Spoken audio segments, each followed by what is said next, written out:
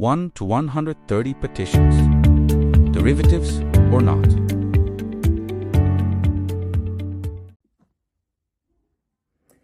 Hello, greetings. My name is lawyer Edwin Fogam. I have practiced immigration and other areas of the law in the United States for the past 28 years. Today, our topic is I-130 petitions, derivatives, and following to join. Now, these following to join and derivatives can be confusing. Now, generally, when a U.S. citizen files an I-130 alien relative petition for, say, their spouse, any child or the child of the spouse can be included in that petition. However, if that is an immediate relative petition, that is a petition that is filed for a spouse, parent, or child, there is no derivative.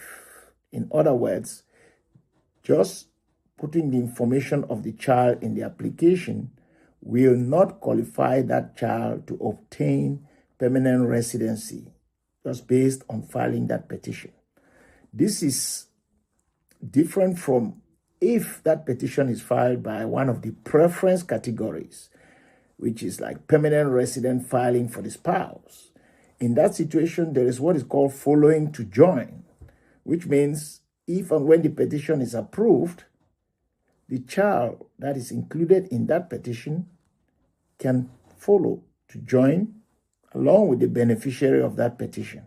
This is very strange, but it is really what it is. So ultimately, if a U.S. citizen files a petition for his or her spouse, any child that is included in that petition must also be processed on a separate I-130 petition that must be filed by the U.S. citizen for that child.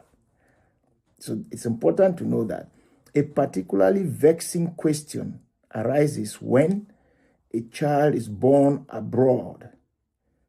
After the I-130 petition has been filed, say a U.S. citizen files a petition for his or her spouse, and in the process of consular processing, a child is born, or the child was born after the petition was approved. That child cannot follow to join. A separate I-130 petition has to be filed, or the U.S. citizen has to look at other options, because that child under the Child Citizenship Protection Act could be a citizen already.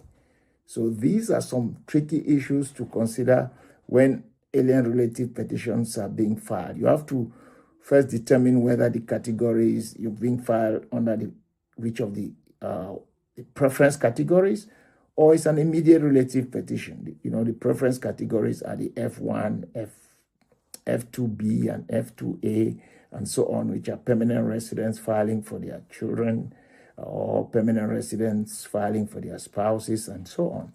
So these are important things. I thought I should call your attention to these.